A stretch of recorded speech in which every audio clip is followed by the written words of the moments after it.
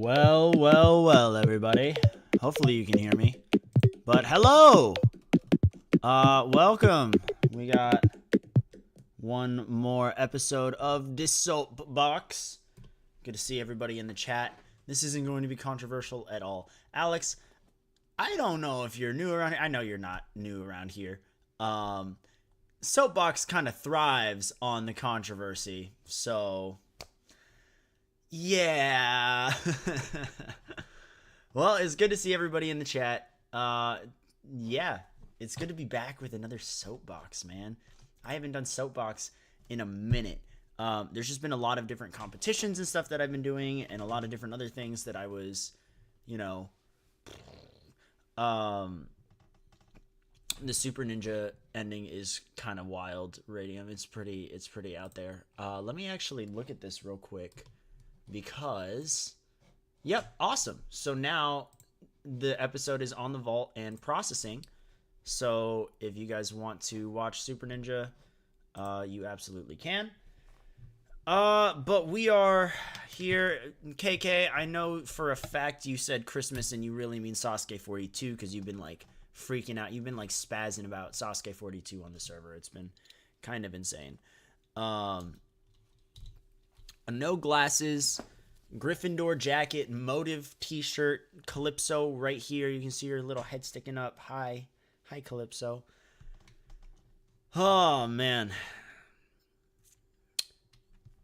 Guys, spend Christmas with your loved ones. If you're either watching Sasuke with them or you're doing Christmas stuff with them, not splitting to watch Sasuke on Christmas. Just throwing that out there. But yeah, soapbox. For those who might be new here, soapbox is my series where I talk about things in the sport that I feel need to be discussed. There's not enough spotlight put on them. You know, they could be issues, they could be things up for debate, they could be opinion based, they could be more factual. And this episode is kind of all of the above. Yeah, this episode's definitely all of the above. Let me adjust the old camera here. Billy taught me how to crop a camera, and it's great now. Oh, let's try that again. Bang. And now we shrink that sucker down. I'm a square. I'm a square in the corner of your screen. World champion. Why does this... Oh, because the black box. Hold on. Let's resize the chat. And let's resize the black box to right about... I don't know how that happened. And now I do need my glasses. World champion versus strongest ninja. If I just take the... Why is this... Oh, that's why. I cropped the wrong thing. I cropped the monitor. I cropped my monitor instead of my camera for a second. Voila. There we go. And we can put the black box back there. So, today we are discussing World Champion or Strongest Ninja. And I'll get into that. This is going to be a very league heavy episode. Isn't that right, Calypso? Yes. Yes, it is. All right. So, kicking it right off. Bang. Disclaimer. I'm not pretending to know everything. The polls are biased-ish. That's because when I said this is all of the above, there's some of the stuff based off of polls that I put on my Instagram. People voted. So I do have some sort of number to base this off of, as well as a couple of things based off of the people who voted for what option. And then, of course, I also left a box for people to share their opinions on my Instagram stories. And so it's going to be a mix of everything. This might seem a little messy, but I did my best to organize it. I've literally been working on this one for 3 months, just to make sure it's not a clusterfuck of information coming your way. There's going to be some facts. There's going to be some opinions. There's going to be some takeaways from that. So I'm not going to pretend that I know everything about the sport. I'm not going to pretend that my Instagram story polls are the end all be all of this discussion. But I think it's good to bring this up, you know? So, dual watching with the Bears game, valid, honestly. I'm not a football guy too much, but I do appreciate some good football when it's on. I was actually like dual watching Super Ninja and Bucket of Chalk just now, and I finished Super Ninja, and I have to watch the second semifinal episode of Ninja Warrior Germany, so I will get to that, but whatever. All right, on to Soapbox. For a disclaimer, a little bit of information. There are 2 titles that can be won at the World Ninja League Championships. One of them is World Champion. The format is simple. It's furthest fastest like the TV shows. It's 3 stages. There is no 4th stage. Stage 1, very speed-based. Stage 2 is a little more technical. And Stage 3 is very much your traditional, like, upper body, endurance type course, like you would see on a Stage 3 on the shows. So whoever gets the furthest fastest without falling is the world champion. I don't think I really have to explain that more. You guys have probably watched Worlds, and if not, if you're here, you've watched Sasuke or A&W or any other ninja show that has had this format, so I don't need to explain it. Now, Strongest Ninja is the other format that is obtainable at the World Ninja League Championships. It is a combination of your placements across all 6 Worlds courses. This non-centered justification of everything is fucking with my OCD, and that's my own fault. Anyways,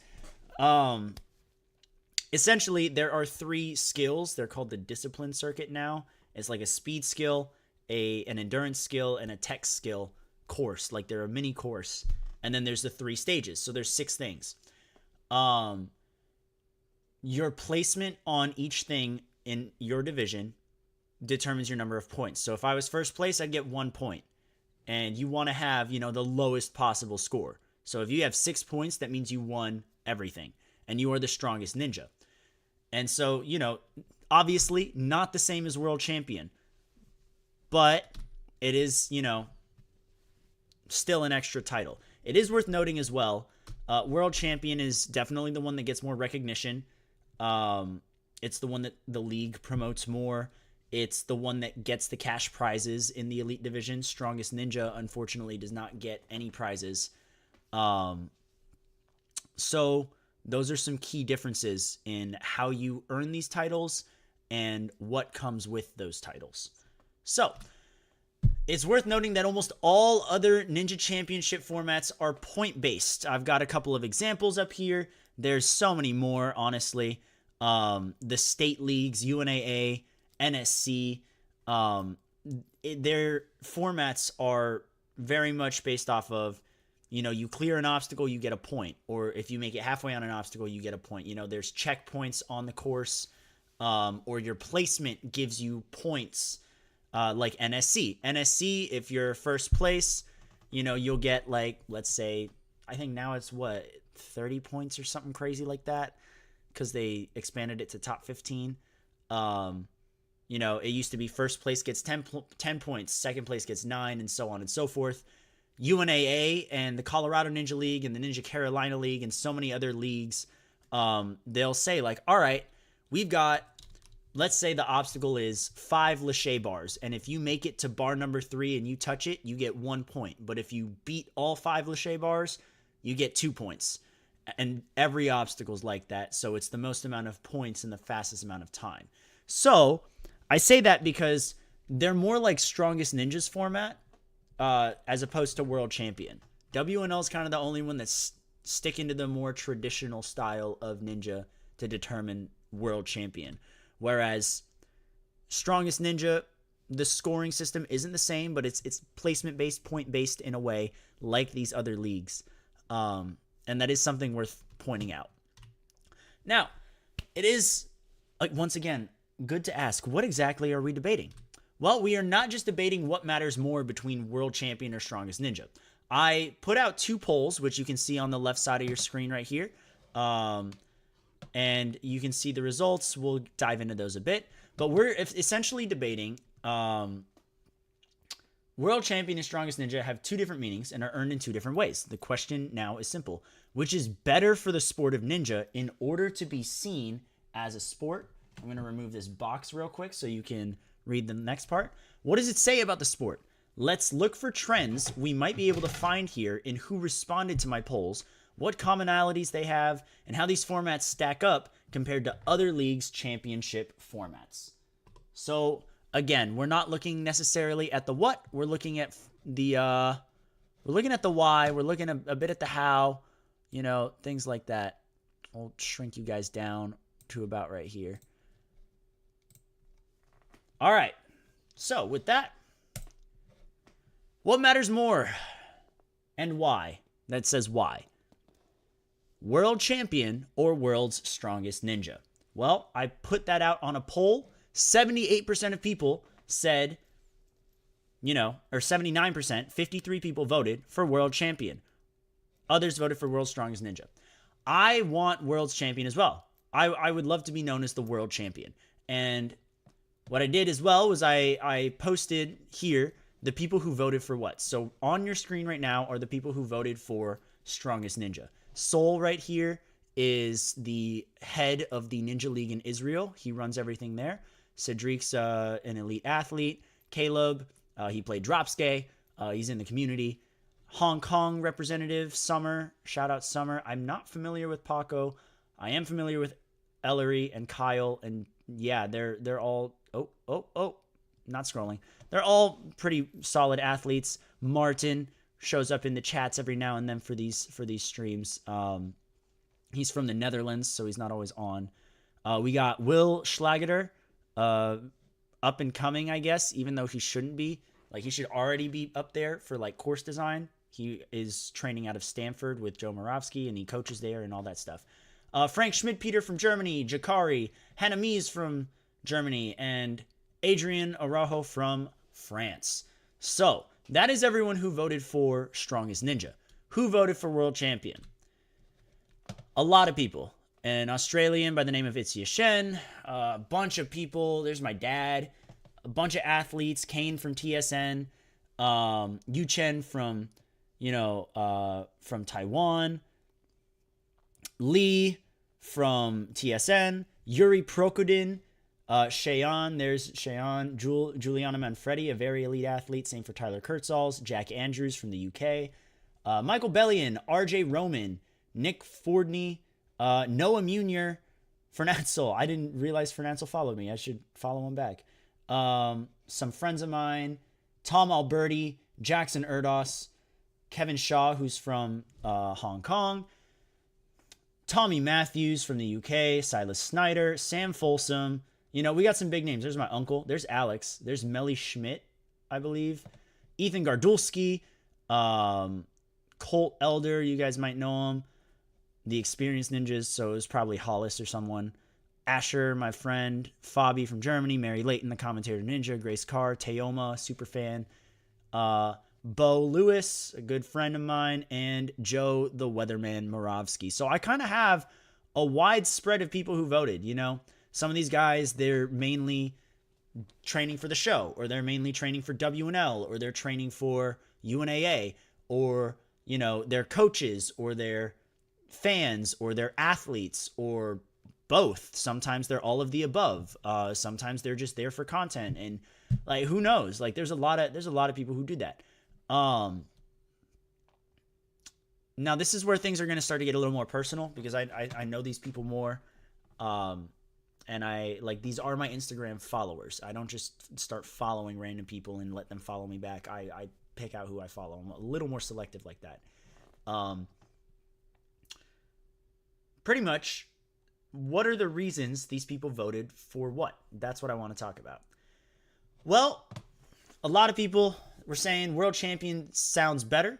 Thinks Strongest Ninja is harder to achieve. That's Sol, the head of the Israeli league. Some people are saying, Strongest Ninja because it's better all-around course performance. The word strongest showcases different abilities. But some of the World Champion people were saying, like, it's the OG. You make it there without farther. You make it there without falling. someone said world champion because more people care about it, which I agree. Um, Sam Folsom called Strongest Ninja a participant award, which really is, I can't disagree with that. There's no prize. So, yeah. World's Strongest Ninja matters more to tell people who is most consistent and the best all around. You can make an argument for that, you know? Courses equals ninja is what Ethan said, and the courses are the stages, and that's why he voted for world champion. Will voted for Strongest Ninja here. He said, Strongest Ninja counts everything. One mistake could cost you world champion. Colt voted. This is where it gets interesting. Colt voted for world champion, I believe. Or did he vote for Strongest Ninja? No, he voted for world champion. Yeah. Right there. He voted for world champion. But he gives the credit saying, although Strongest Ninja means you did the best overall, it's the world champion, which makes sense. A lot of people are saying OG format. He's seeing a lot of OG. Jamie jumped in, said, who wants to fall and keep going? Mary brings up, it's a good point. The point of being the world champion is that you were able to clear the courses. So, what were some patterns that I noticed in these answers?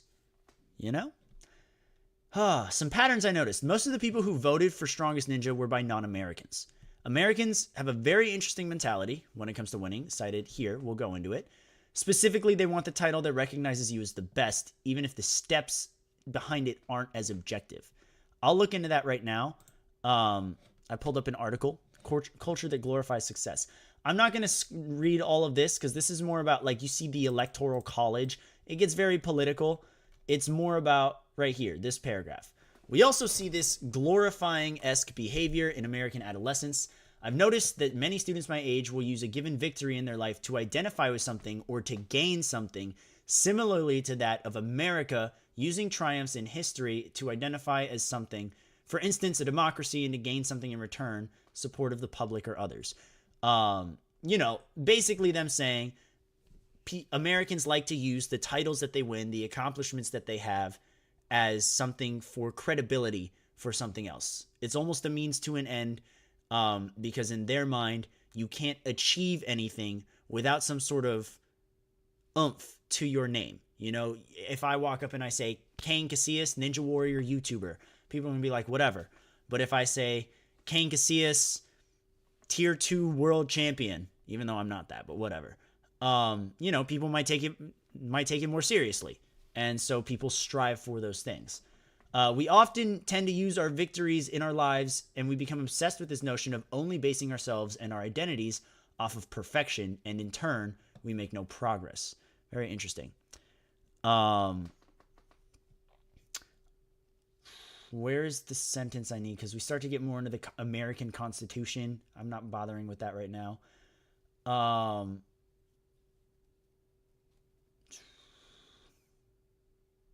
I think I pretty much covered the gist of it, honestly, of what I'm trying to highlight. This guy ends up going on to say that, this strive for perfection is inherently American, but not healthy. And it gave him anxiety, and now he's in therapy for it, because he feels inadequate in other things. That's a whole other can of worms. And if you ever feel like that, please seek the help of a mental professional, to work through that. But anyways, back on soapbox. Americans seem to want the title that recognizes you as the best, even if the steps behind it aren't as objective. This might imply that non-Americans can look more objectively at a format to see which title actually goes to the more well-rounded athlete.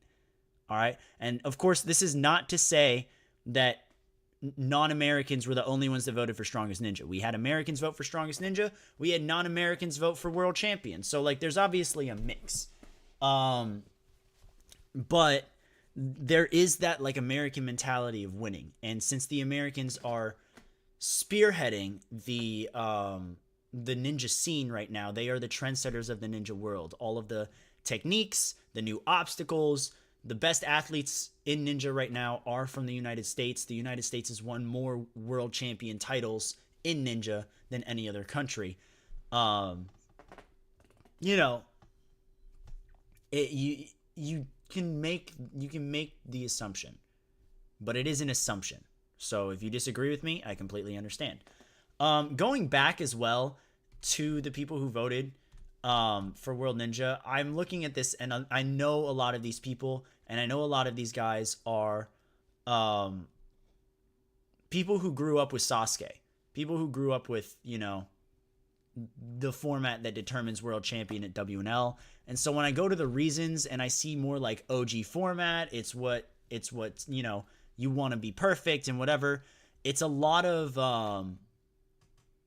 Sasuke-esque responses, which is not a bad thing. This is not me trying to bash on Sasuke. But when we're talking about patterns in the voters, you know, I'm seeing a pattern of people who have maybe watched Ninja or gotten into Ninja because of Sasuke. You know, that was their gateway into it. You could also say that maybe they're holding on to that format because it's what they're familiar with.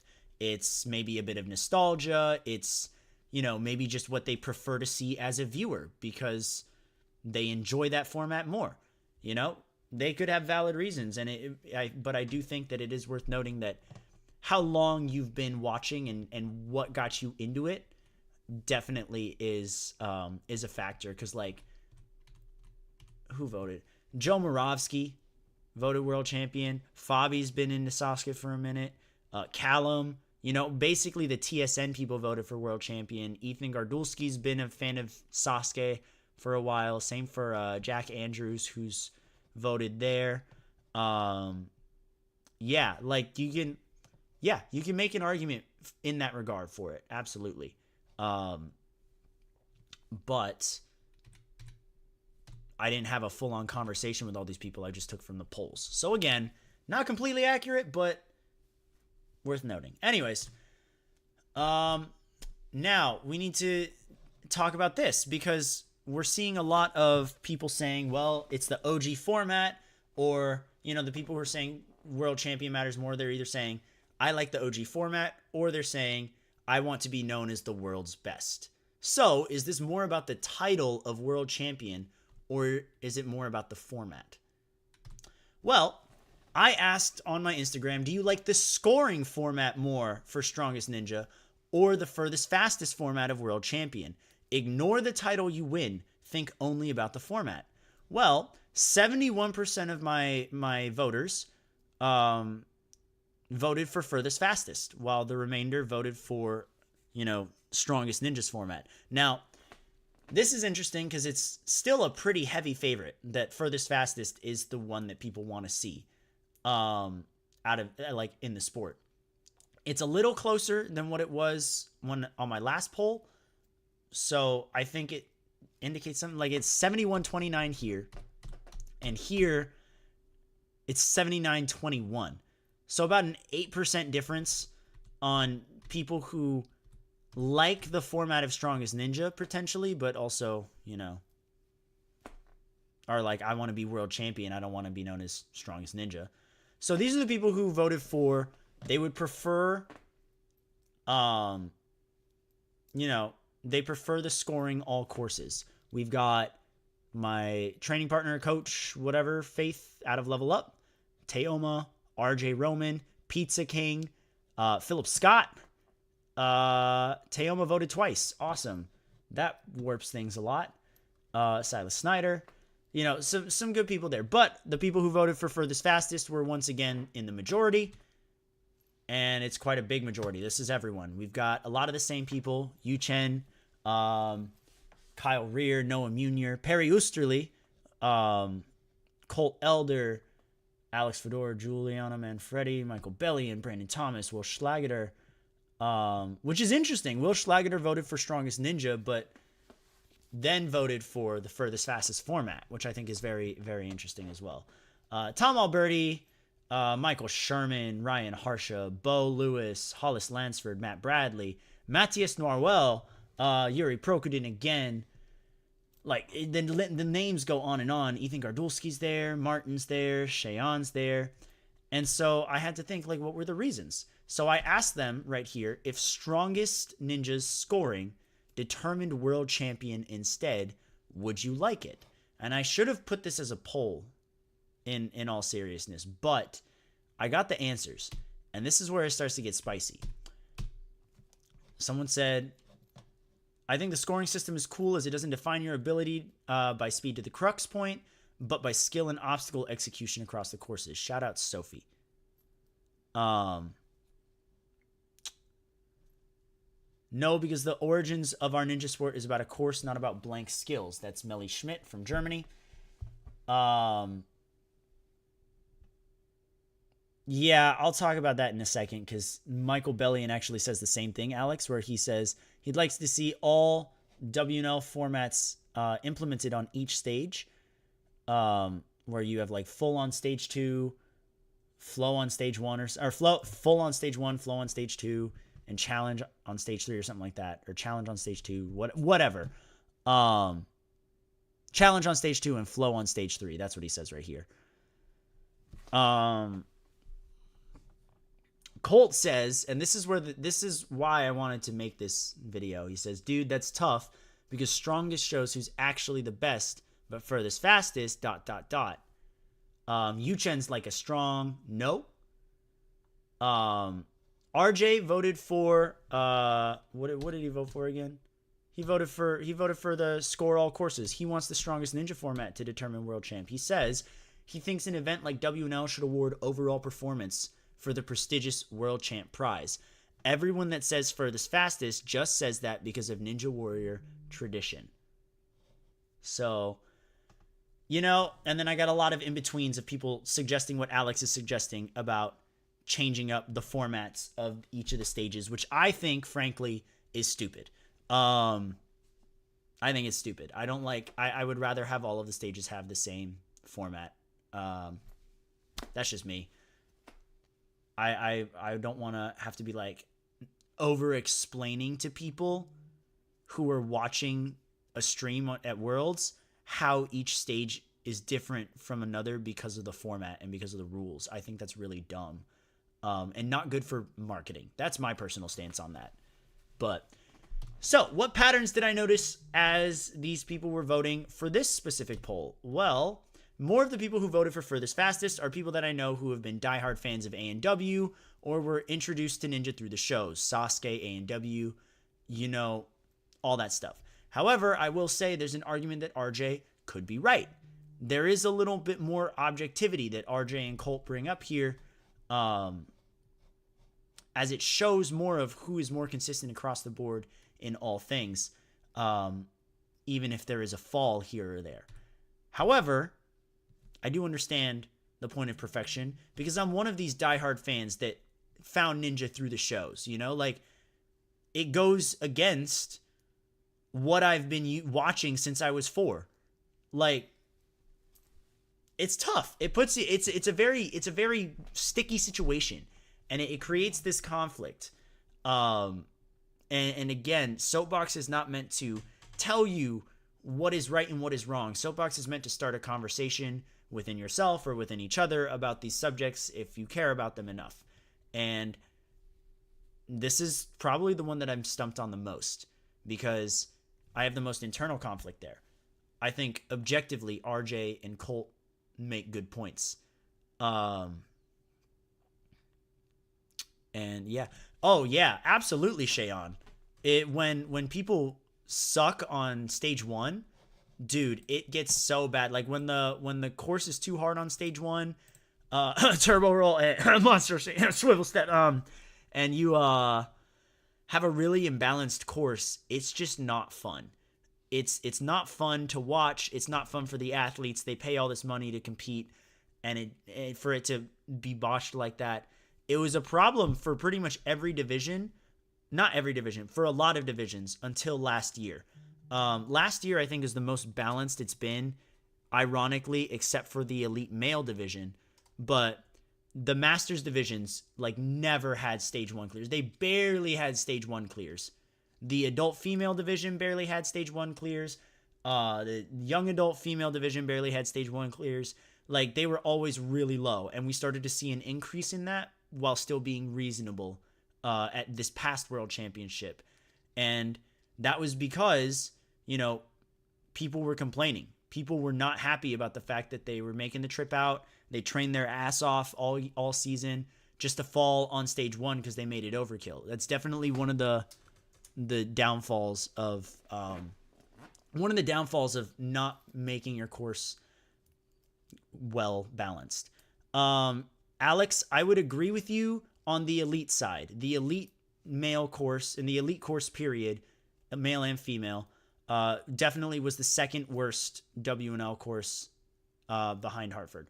Hartford's definitely worse, but every other division honestly had pretty good clear rates, really good clear rates, honestly. Some of them set record highs without being clear fests, you know. So in regards to elites, yes, I agree. In regards to the other divisions, I'm gonna definitely disagree with that. But I'd see where you're coming from. I feel you, bro. So, questions to ask ourselves as fans and athletes, whether you are a part of the sport of ninja, you're coaching kids in the sport of ninja, you're just watching because you want to watch. Yeah. These are some questions that I think are worth asking. Number 1, what format is best for Ninja Warrior as a sport? This is not to say that there should be one definitive format for Ninja, period. Like, I'm not trying to say that the sport has to overtake the show and you have to choose between the sport and the show. The sport can fully be, like, it can have its own format and still be treated as its own thing, separate from the shows. And a reason why so many people didn't watch leagues, like, at first was because they kept comparing it to Sasuke and A&W, which is stupid. It's not even remotely close to the same thing. Yeah. So, what format is best for Ninja Warrior as a sport? Question number 2. If the format changed from what I've seen, if the format changed from what I've been used to, would I still watch it? I'll ask you that again because this is, I think, more directed at you guys in the chat. A lot of you guys here are fans. I don't get too many ninja athletes in my chat. If the format changed from what you've been used to, would you still watch it? And this is specifically to talk about the sport, not so much the shows.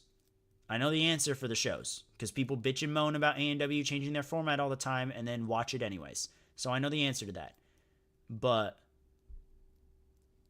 Ninja as a sport. Fix, you're banned from the channel. You're banned.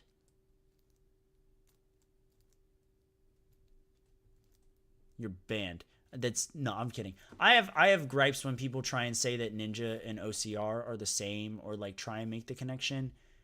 It's just not. They both involve obstacles, but that's pretty much where the similarities stop, in my opinion. That's a whole other thing for another episode. Okay, let's see. I'm getting some responses in the chat. Some people are saying probably not gonna watch it. I mean, Shayon watches NSC. Hey, NSC. There we go. That's a great point. NSC is a very solid league in terms of presentation. There are 3 courses in the finals: hybrid, speed, and burnout. You know, it's kind of like stage 1, 2, and 3, but they're all scored equally.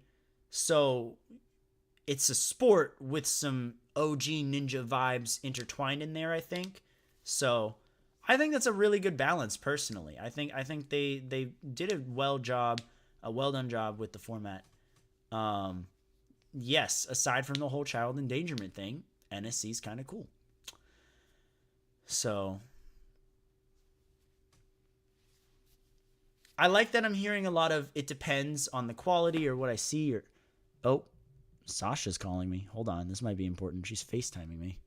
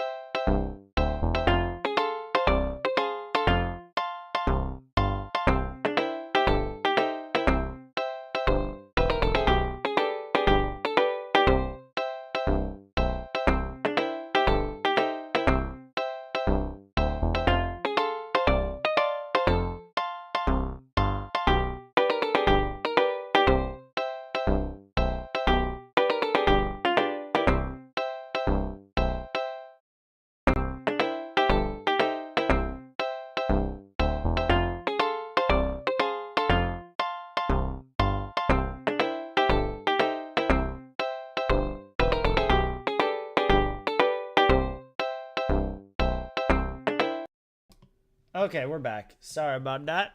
We're back. Um, yeah. So seeing some people brought into, they're talking about it depends on the format, depends on the quality of everything. Yeah. Um, we'll talk about that when we get to the discussion part. But question number 3 is what's better for gaining audiences to grow the sport's publicity? What's better for gaining audiences to grow the sport's publicity? This is in terms of format, by the way. So I guess this kind of follows up on the question that I was asking you guys. A lot of you guys are saying it depends on the format, the whatever. What would your ideal format be if it's not furthest fastest? If it's not furthest fastest, what would your ideal ninja format be for the sport? It could be one that already exists. You can create your own. I'm here to listen. We're pretty much done with it anyways. While you guys are typing up that response, the takeaways. We have a lot of reflection to do when it comes to this subject. We must learn to separate what is objectively more indicative of skill, if the sport's going to be a major sport at least, from our inherent biases. We must then ask ourselves what we feel draws us to ninja more than anything, as that will be an indicator for us as individuals on whether or not we're willing to compromise more in order for this sport to continue thriving. Basically, figure out what matters to you in ninja. Figure out if the sport's going in the direction you'd like to see it go in, and make your decisions from there. The end. So, that's this episode of Soapbox. Let's resize everything because, oh my gosh, bro. Ta-da! All right, now we're back. Now we're here for the discussion portion. Yay! Let me read the chat a little better because I don't want to kill my eyes. It's not your cat, Chase. She's not your cat.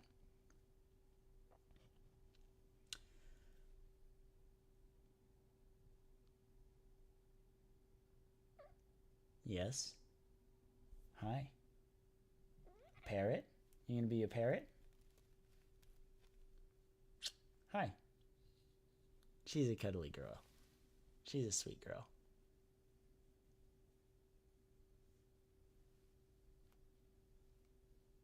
I don't have visiting rights because she's my cat. She can hang out with me anytime she wants. Anyways,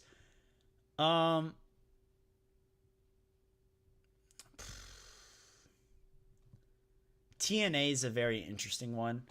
I think TNA has the potential to do really well. I'm not going to speak on it yet because it hasn't really had an official season. The test format, the test season shows promise, but, they haven't really shown everything they're fully capable of, and won't until this first season happens.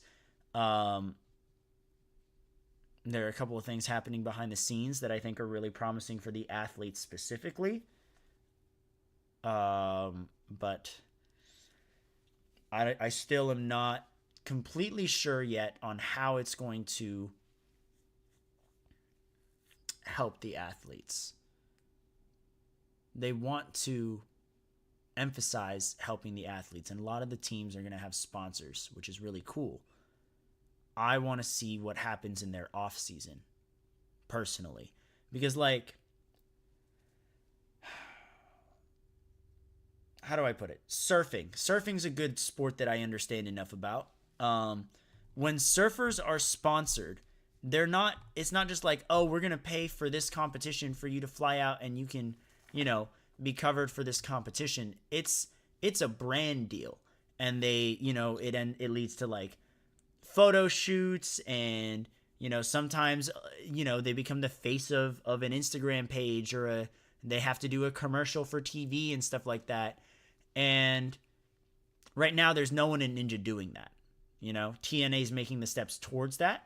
I don't think that's happening right away, which is fine. It doesn't need to happen overnight, but I'd like to see that a league is making those steps in that direction, because the goal of all of these athletes is to be full-time ninjas, pretty much. Majority of these top athletes, they want to be able to do this full-time. And some people they've made a way for themselves. Caden Lebsack, he's got Ninja Intensity, he's got Bucket of Chalk, and he's also very talented. So he's winning comps left and right and podium and all that stuff. So he's fine. Sam Folsom, same thing. He's got the barn.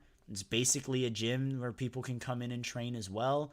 They host their own competitions. He builds stuff and he'll sell stuff. And so he's starting to, he's able to do more in the sport. But dang, that's nasty.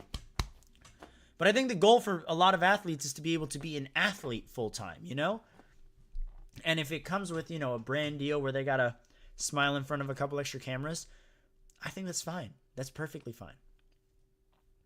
Do I have a format idea that hasn't been done yet? Yes.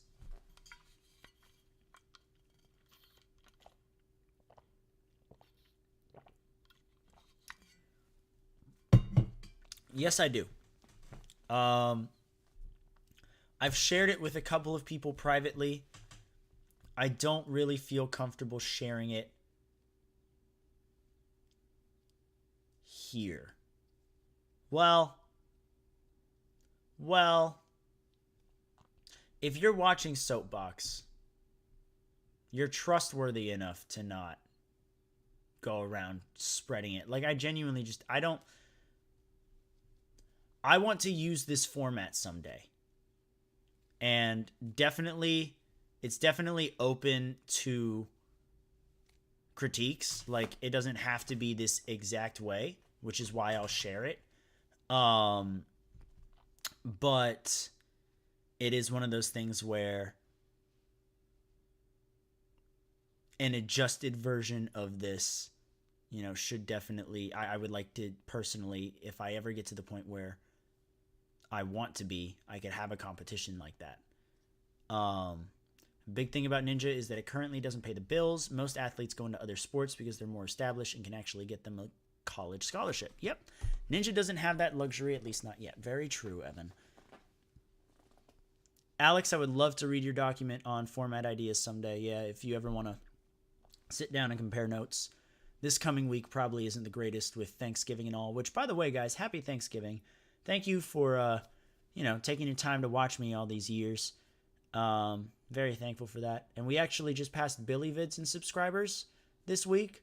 So let's go. It only took me 2.5, almost 3 years. Freaking crazy. Yeah, no, Jordan Carr, she was one of the top prospects for track and stuff. So she was like, I'm going to dip and I'm going to pursue running. So yeah. I have you can't blame her. No one really does blame her. They're all pretty supportive, but it's just how could you even be mad at that, It's something sustainable it's going to get her through college, and whatever she decides to do after that, track will have helped with that. So my ideal format is a pretty long thing, honestly. It would be a 4-day event or 5-day event, which is not great financially for Ninja. Those things take a while. Well, I guess that's championships. Do you guys want to hear my ideas for qualifiers or championships? I think that's something good to ask about.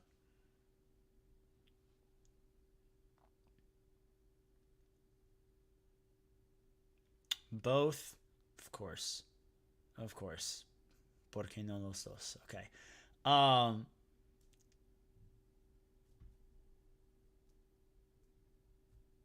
Okay, so I'll start with qualifiers, and the qualifier part is honestly not an idea that I've come up with.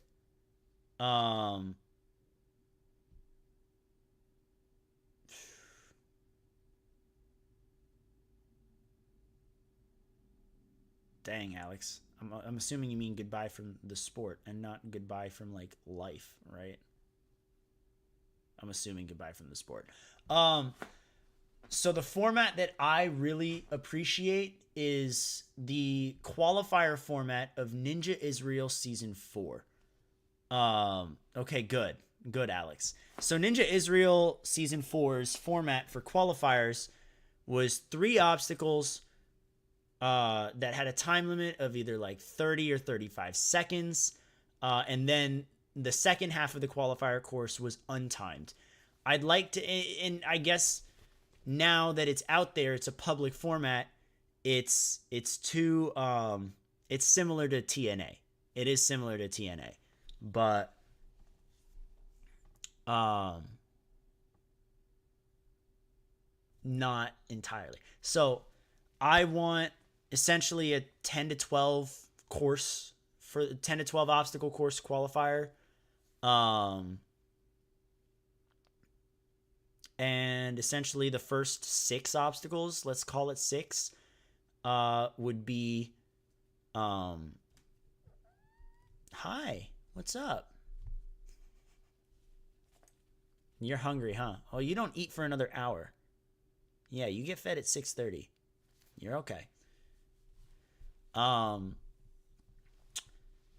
six obstacles of speed. It can be, I'm not picky on the obstacles. Could be, but mostly like things that are linkable. Maybe some quick agility obstacles. Some steps if you need it. Some sliders are always fun. Just something that looks eye catching, and that part is timed. They have to get through the timed portion of that of the course before the last half, which is essentially a burnout.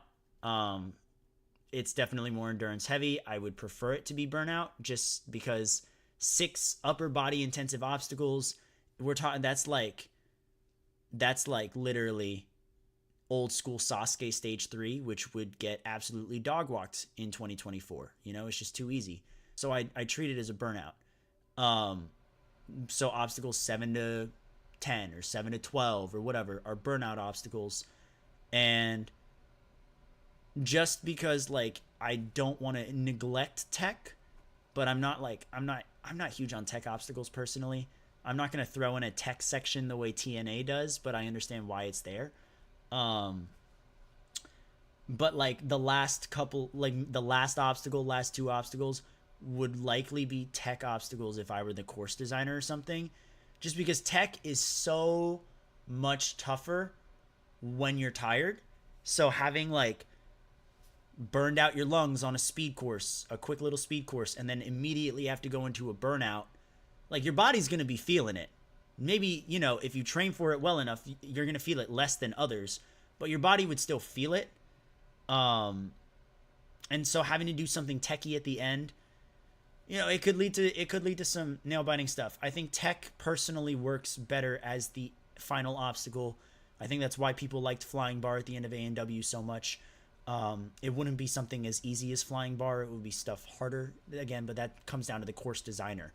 That's just me if I was the course designer. So in an ideal world, pretty much, you start off with something hot, something that will make the audiences be like, oh, this looks really cool because they're moving super fast, they're flying through the air, and then you impress them even more by doing a burnout, and then the tech, which adds a little bit of suspense at the end. I think that could really work. With the speed portion being the only part that's timed, and then the tech or the burnout and everything being your timer would basically be going up the entire course, but your time limit would be going down on the speed portion. So, furthest fastest still matters for your qualifier. So in the event multiple people make it to the burnout section, whoever makes it furthest fastest, they win. But, of course, you're going to shut people out if they're not fast enough on the speed, and I really like that. I think it has the unforgiving elements of Ninja with no rest on the burnout and the time limit, while still allowing for fun obstacles, different types of obstacles, and pushing people to be well-rounded. That's my personal take on it. I could absolutely see a world where course design fumbles that, but what format doesn't have that problem, That's me. That's my personal pick. I also think you could clip different things to promote on like an Instagram page or something like that, make it go viral because of something like that. Um, the other thing I was considering about it is doing the German slash European furthest fastest rule slash Australian, because Ninja Challenge League does that as well, where if someone makes it to the fourth ledge of a cliffhanger, but slower than the person who fell on the third ledge of the cliffhanger, they still are ahead because they made it further on the obstacle versus the guy who made it there faster, but not further into the obstacle. That's something I'm personally kind of split about. I like both I like how Germany does it, but I like, how A&W does it. So I'm a little iffy on it. It kind of just that will come down to genuinely just as I continue to compete in different formats and experience different things, that'll probably affect what I would prefer. So, hey, Jakari. So, yeah, that's my qualifier format. I won't get into the championships right now. I'd love to hear what you guys think about my qualifier idea. Again, I'm open to critiques. I'm open to all of it because this is just a hypothetical. It's something I'm passionate about, but if I were to ever be able to host a competition like this, it wouldn't be for another few years probably.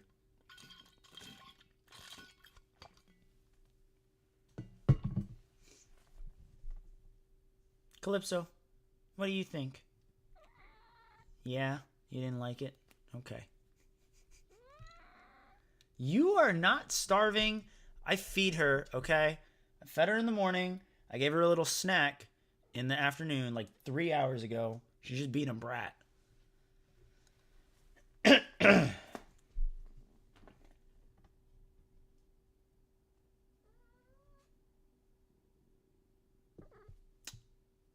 I'm not abusing anyone. This is my baby. Anyways, does anyone have any thoughts on my format before I talk about the championships?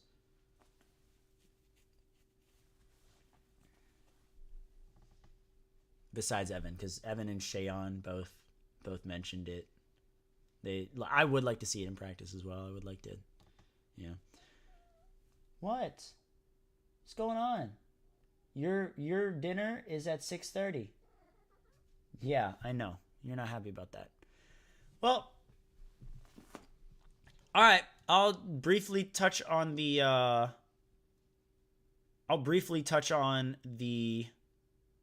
championship format idea that I have.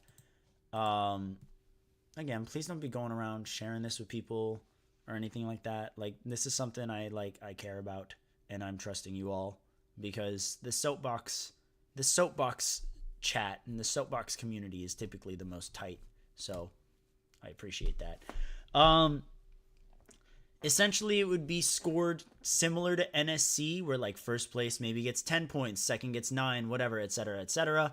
My ideal number for this would be 32 competitors. So first place gets 32 points, second place gets, so on and so forth, whatever.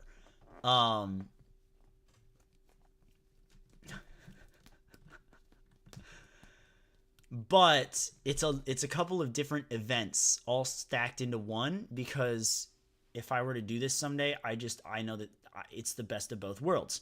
The first event would be side-by-side racing. Side-by-side racing. And, seeding would be determined maybe through a seeding round, or it could be determined by standings from qualifiers, whatever, determines the matchups. And so, like, first place will get 32 points, second place 31 points, and then, like, everyone else who doesn't make it to the finals, it'll come down to their performance in, like, because I'm not going to do, like, you could do a third place match, totally. I'm not going to do a fifth place match and a seventh place match and a whatever. That's too redundant. But, like, let's say third and fourth place. They lose in the semifinals, right? They lose in the semifinals. One guy hits the buzzer in 20 seconds. One guy hits the buzzer in 22 seconds. The guy who hit the buzzer in 20 seconds is going to get third place. And the guy who hit it in 22 is going to get fourth place. I think that's a fair enough way to organize it. Yeah. And those placements will be based off of the round that they lose in. So, like, let's say someone clears the course in the round of 16 and they move on to the quarterfinal, but they lose in the quarterfinal and they don't even clear the course. We're not looking at their best result, which is their buzzer. We're looking at the round that they lost in, the quarterfinal, which would mean we're looking at that fail and comparing it to the other people who lost in the quarterfinal. So if they end up in 8th place because of that, they end up in 8th place. I think that's fair because they still made top 8. I'm not throwing them down with people who didn't make the quarterfinal because that's not how brackets work. So that's my logic behind the race portion.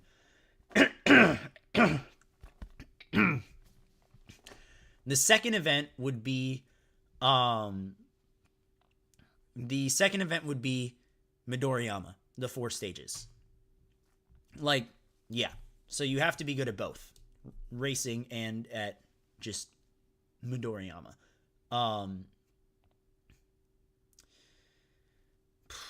Yeah, that's pretty much it. Furthest fastest gets 32 points.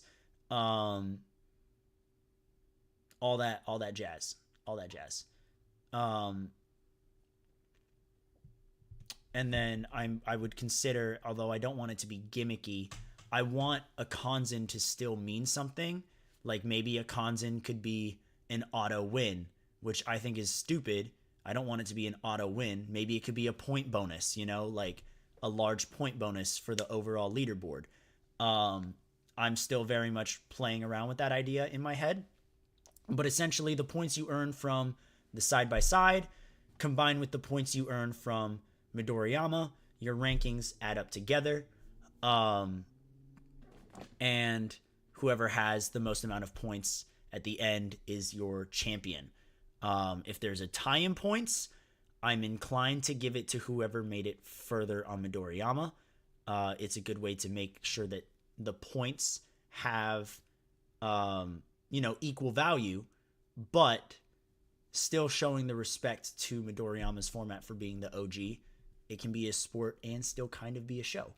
So you're getting a mix of everything. That's my pitch. My idea was, how can I take all of the things, or as many of the things that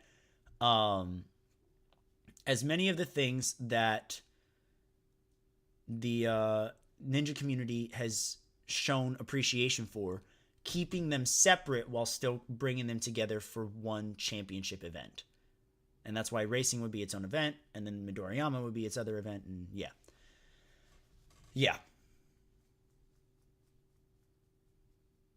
I think Kanzen would probably be a point bonus, like a significant point bonus. Yeah, probably. I wouldn't want to make an auto win. I mean, look, sports are a show in the sense that they are broadcast. And yes, rivalries can be a storyline and stuff like that. But at the end of the day, like, the rivalries are created in the sport. You're a basketball guy, Evan. So I'll talk about basketball, Alex, that's not a bad idea. Phil's cooking. I like that combo. I don't think other people would like that combo in terms of Sasuke purists, but they're a minority in terms of the ninja audience. So that's a good one. But yeah, like, Evan, let's put it this way. The Magic and Bird, like, that wasn't like completely artificially stirred up or anything like that. Like, that was a rivalry. The Lakers and Celtics, that was a rivalry. It's up to the people behind the scenes to capitalize on that and turn it into something that can create a storyline and create ratings and get people to watch. Absolutely. But that shit starts on the court, The stuff for Ninja, it starts on the course. People were rooting for Takeda because he's never beaten stage 3. That's his storyline. but it was created by the course. And like that's what it needs to be, you know? That's we're not yeah. Definitely can't treat it like a show. First off, you got to let things happen on the course in order to have material to work with. Yeah, Bird and Magic was a rivalry back in college, but like still they capitalized on it. NBA had to capitalize on it cuz they were freaking popping off in the NBA. So uh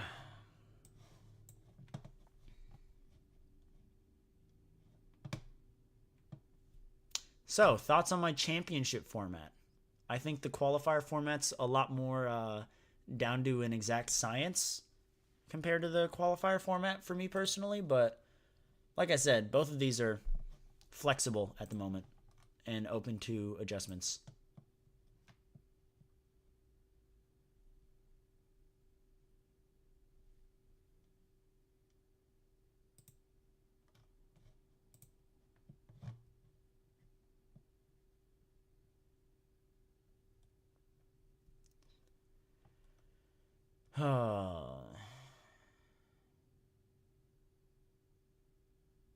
I mean, the championship's a science based off of the points. The point system being there and the seeding being accurate for the bracket and whatever else, like that's a science.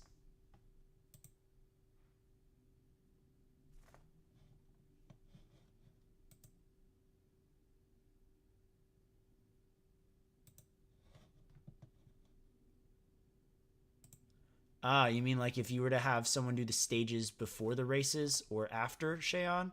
That is a good point. In my mind, I feel like it was just. I think in my head, I was thinking do it before. But you could make an argument for doing it after. I think before, personally. And now that I'm thinking about it, like the races will get people hooked into it, and then they'll want to stick around after for the Midoriyama format to see like who ends up winning the championship, and then having the added bonus of dangling a potential Kanzin over their heads too, where because a Kanzin's possible, but it doesn't, and it still adds up to world champ points. Like, could be a thing. Could be a good intrigue. Obviously, there's intrigue for both formats because like the racing has helped some ninja shows, and the Midoriyama format is what put ANW in its prime. And yeah. I don't think you fully remembered exactly what I said, Shayon. I think you're backtracking a little.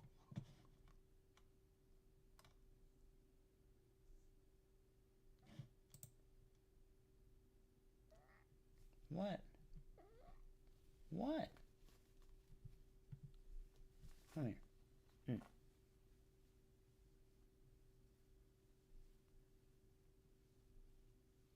She's purring.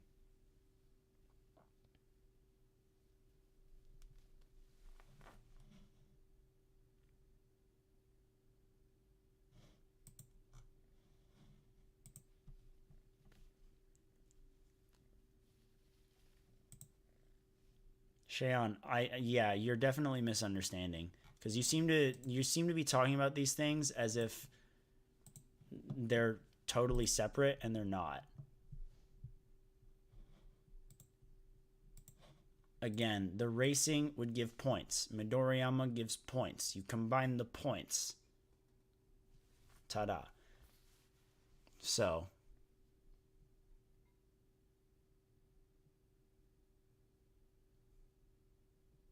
I think a Kanzin would probably be bonus points as well for the overall leaderboard.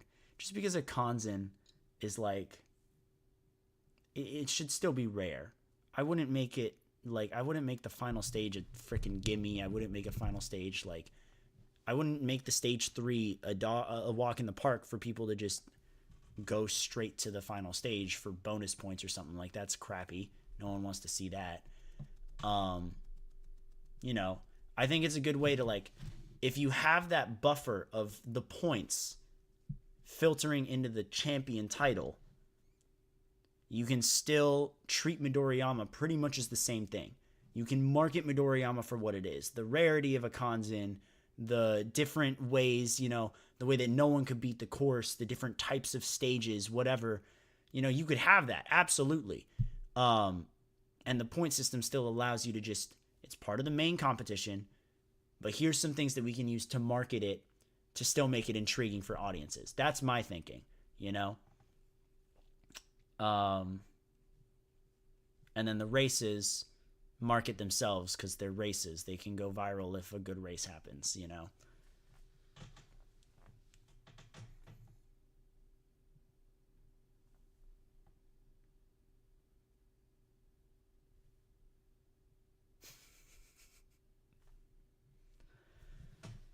So those are my personal qualifier formats. I don't think it'll ever happen. You're right, I shouldn't talk like that. I should be more optimistic. Be more confident in myself. Yep. Yeah. Well, at least you got my back. No, I'm not feeding you yet. Oh, your whisker got in my nose, dude. Oh my gosh. Oh. No.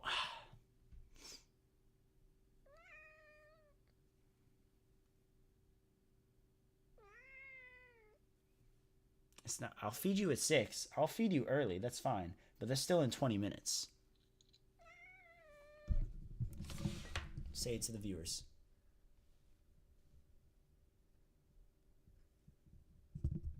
Say it to the viewers. She walked away. Okay.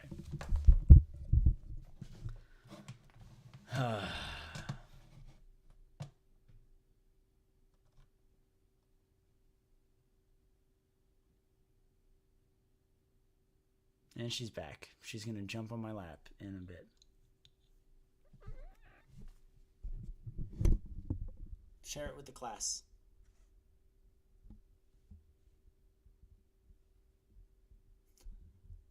Share it with the class.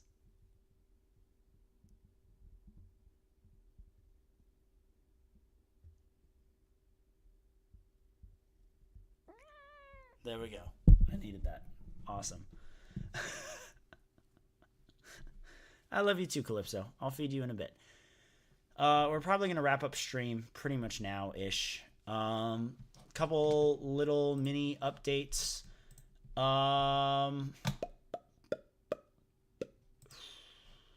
I have qualified for the Ninja Carolina League State Championships. I'm going to battle ninjas from North and South Carolina in January.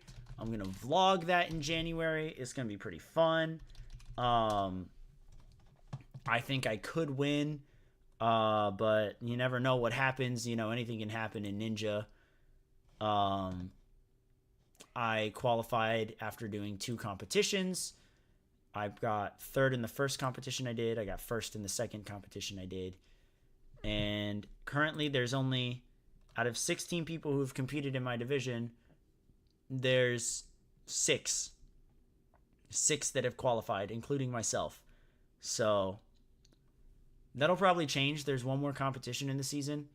So, we'll probably end up with like 7 or 8, maybe even 9 people who qualified. But looking at the list of people who are qualified, I think if I go about business as usual, I could win.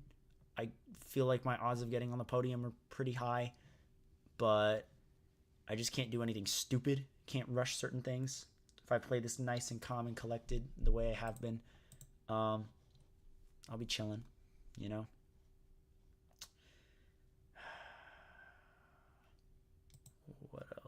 What else? TSN is cooking. They're doing some Sasuke 42 stuff. I have been procrastinating on a video that Evan sent me in like July or something. Idol Trials airs tomorrow. Super Ninja came out today. Bucket of Chalk Stage 4 is on. I'm going to watch that right now. It's muted. They are... Oh, it looks very... Spoiler alert, it's cloudy. That's all I'll say. It's cloudy.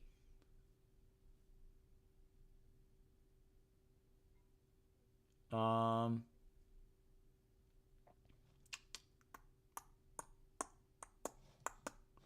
to think of other updates. Oh, there's a couple of vlogs that will come out in January, but that's a January thing. January, February, you'll want to be watching for that. Next weekend, yo, you're gonna want to tune in on Saturday. I was like, what's the video that I'm doing this weekend? It's gonna be amazing. It will be called the debate stream. Probably Saturday, maybe Sunday, one of those days. The debate stream. You guys get to hop on a call with me one at a time and essentially present to me a topic that you disagree with me on. I'll have a list of topics and I'll just state my opinion on them. You hop on a call, bam, you come at me with them. I'm not going to think it through. I will write the prompts like on stream, so I'm not thinking through my debate at all. I'm just going to go, you know? Yeah, and you guys just debate me one-on-one. The chat votes for who won that debate, not for who you agree with. Maybe who you agree with. But also, you know, who did a better job in the debate definitely should be a factor. That's how debates work most of the time. It's like debate club in schools.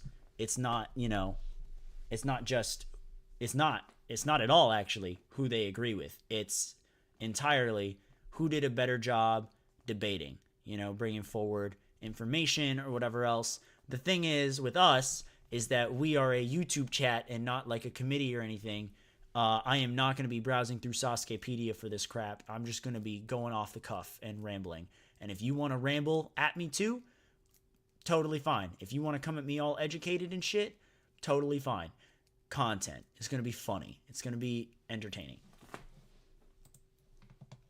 It's going to be very, very entertaining, I think. It'll be a lot of fun.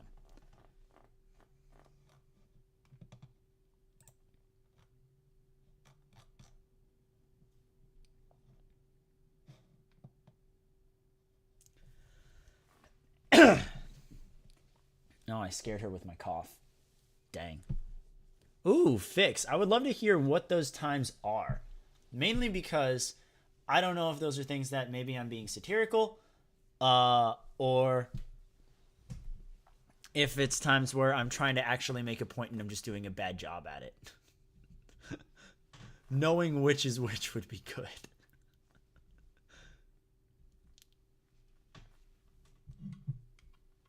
We have to debate Stephen A.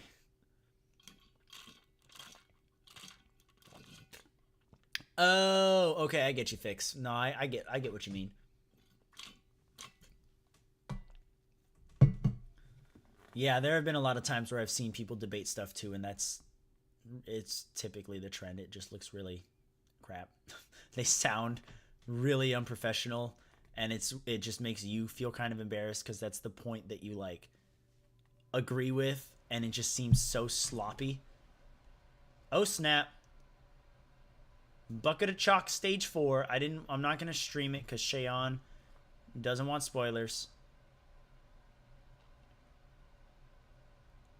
Oh snap. Holy crap, dude. What the heck? Look, the first person just climbed up the rope, and that was fast as crap, honestly.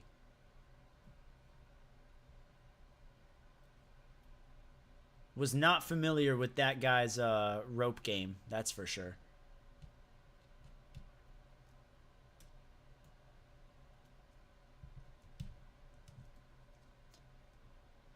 Doc Rivers. Doc Rivers, he says. Amazing. Doc Rivers won 7 Piston Cups.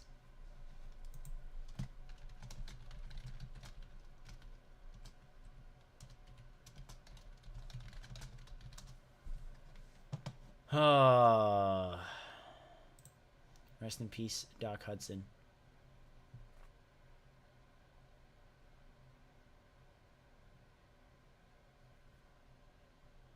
She's right behind the chat box, everyone. Here. Oh, you're off camera. Completely off camera. Awesome. You just made me look dumb. You know that? No, that's not your fault. You're adorable.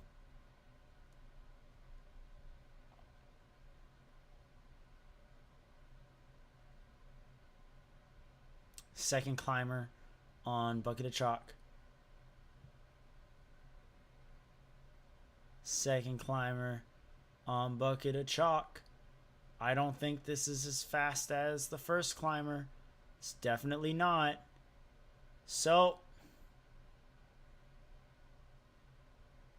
I guess we know how we would have done on, I'm not going to say it. It'll imply stuff.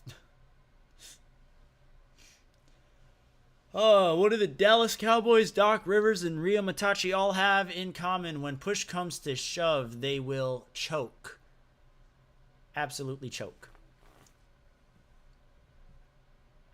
When it all is said and done, they can go on all the hot streaks they want. They will choke in the end.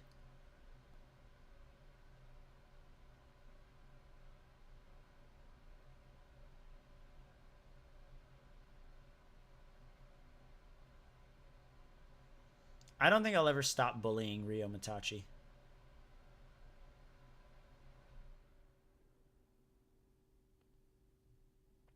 Also, just a general question. Oh, third climber's up. Okay. Honestly, might be rivaling the first climber, but it's going to be close. It's going to be real close. Gonna have to dig deep. Get that buzzer. Oh, I think they literally lost it at the very last second. That's rough, dude. Random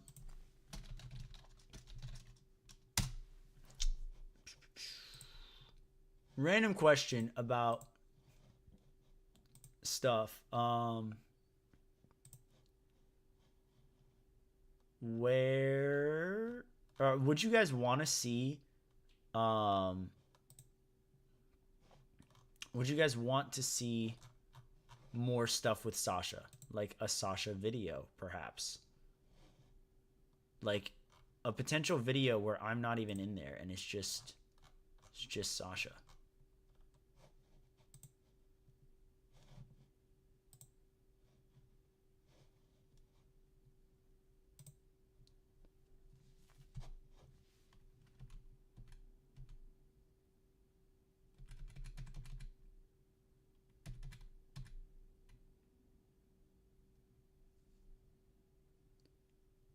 It could just depend on what. Like if the video wasn't even ninja related.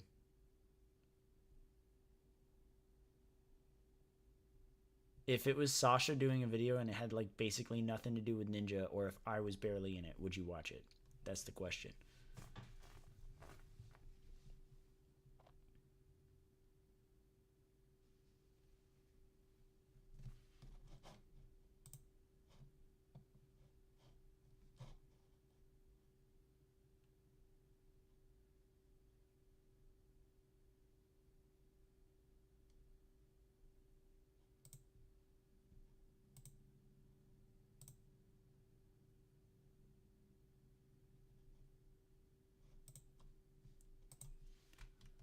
Oh, I didn't even see the fifth guy climb stage. Okay.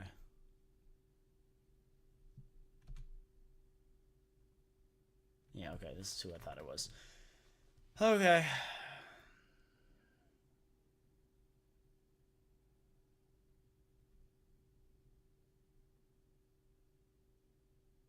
I love how we're just sitting and chilling. Evan will watch a Sasha video. Valid. Fair. If I started doing more non-Ninja Warrior content, would you guys watch?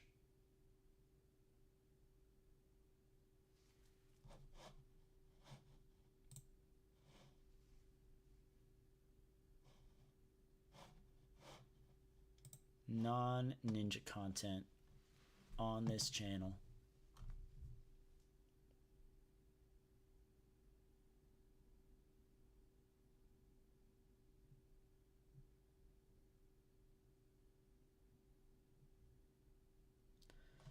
The Olympic video was a lot of fun. There's still some ninja in there, I guess. Not really. The Olympic video was one of my favorites to make, personally. Are you falling asleep on my desk? She's falling asleep. I don't know. I wouldn't say it counts as ninja. I mean, like, what if they're what if I'm, like, not even doing anything physically active? What if I'm doing some random stuff? Like, what if I'm, like, do you want to see more gaming videos come back? Do you want to see more, like, stuff of me just, like, talking? Did you want to see, like, scripted stuff? Like, I don't know. What would, yeah. I feel like I've done a little bit of everything. I've tried everything once or twice. And I'm just curious as to, like, what you guys would want to see more consistently coming into 2025, because right now, besides vlogs, I'm pretty open to just anything.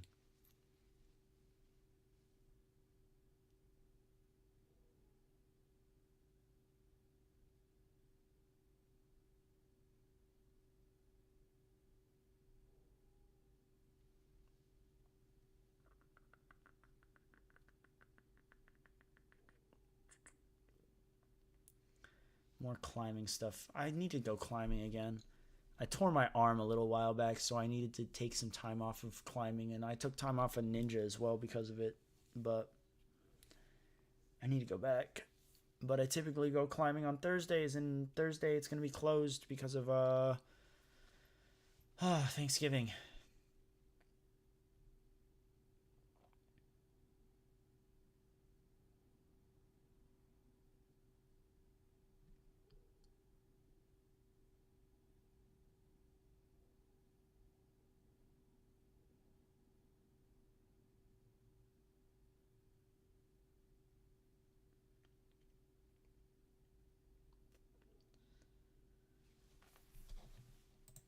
Some big changes are coming, that's for sure.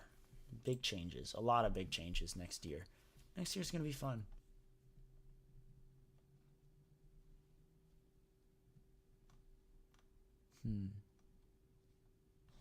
Yeah, a lot of big changes. Well, I think I'm a wrap.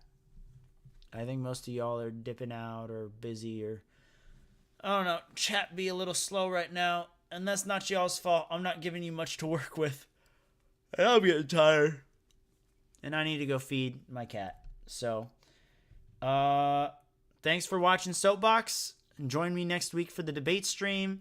We'll definitely do another Soapbox. I want to say I have one set for December. I do have one set for December. So, with that said, you know, again, thank you guys for watching. I will catch you around next time.